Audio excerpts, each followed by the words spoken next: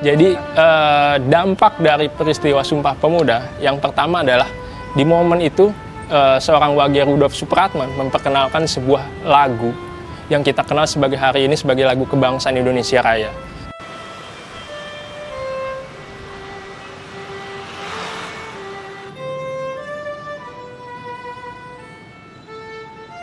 Selamat datang di Museum Sumpah Pemuda.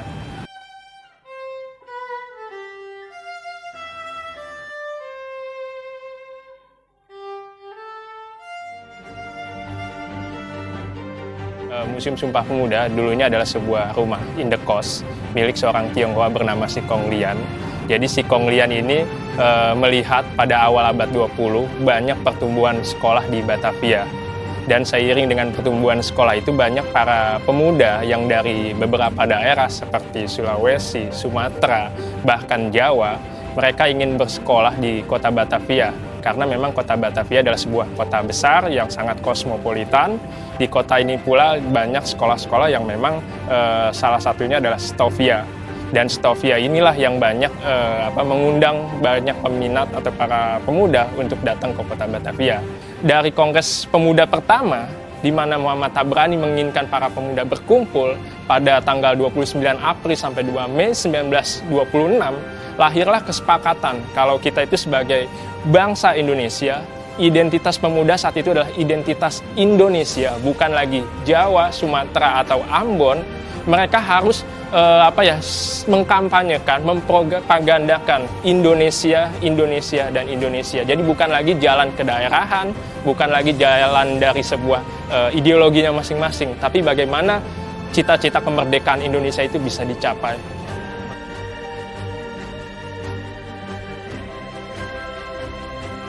Jadi perkumpulan ini terinspirasi dari organisasi para pemuda di negeri Belanda, yaitu Perhimpunan Indonesia. Mereka mencita-citakan agar yang namanya persatuan itu benar-benar hidup di sanubari anak muda Indonesia saat itu. Jadi mereka melihat Kongres Pemuda pertama ini kayaknya belum selesai nih. Jadi mereka perlu mengadakan sebuah kongres lagi yang mereka beri nama Kongres Pemuda kedua. Dan itu mereka undang, jadi sebelum kongres itu dimulai, mereka mengundang perwakilan dari organisasi-organisasi seperti Yong Yava, Yong Sumatera Nenbon, Yong Celebes untuk datang ke rumah indekos ini. Barulah pada bulan Oktober itu, pada akhir 27 sampai dengan 28 Oktober, digelar sebuah kongres pemuda kedua di 3 tempat. Pertama itu di Katolika Yongenbon, itu di Gereja Katedral Jakarta sekarang. Ada juga di Java Os Bioskop, itu sekarang menjadi gedung Mahkamah Agung. Terus yang terakhir adalah di museum ini, di sebuah rumah indekos yang memang menjadi base camp-nya, markasnya Perhimpunan Pelajar-Pelajar Indonesia itu. Jadi gagasan Kongres Pemuda kedua itu digagas oleh anak-anak kos. Jadi yang pertama yang penting dari peristiwa Sumpah Pemuda adalah lagu Indonesia Raya.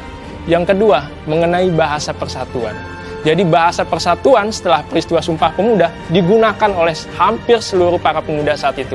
Jadi memang kita harus sadari bahasa yang dipergunakan sebagai bahasa pengantar saat itu adalah bahasa Belanda. Namun dengan sifat yang memang mereka sikapnya sangat nasionalis, mereka berupaya agar bahasa Belanda ini lenyap. Jadi mereka menginginkan para pemuda ini menggunakan bahasa Indonesia. Jadi tidak heran pada peristiwa Kongres Pemuda kedua, itu ketuanya sendiri, Sugondo Joyopuspito, menggunakan bahasa Indonesia dengan terbata-bata. Tetapi dengan niatnya, berupaya tetap berbahasa Indonesia merupakan sebuah pembuktian kalau dia memang sungguh-sungguh menunjukkan rasa nasionalismenya saat itu.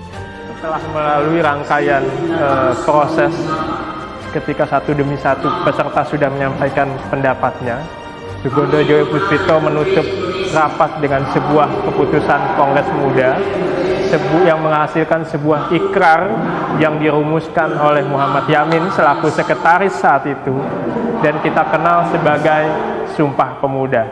Putusan Kongres itu merupakan sebuah ikrar kebangsaan para pemuda saat itu kalau mereka bertumpah darah yang satu, tanah Indonesia, mereka mengaku berbangsa yang satu, bangsa Indonesia, dan mereka beriktikad menjunjung bahasa persatuan, bahasa Indonesia. Memang dengan peristiwa Sumpah Pemuda ini, para pemuda bersatu, mereka tidak terpecah-pecah.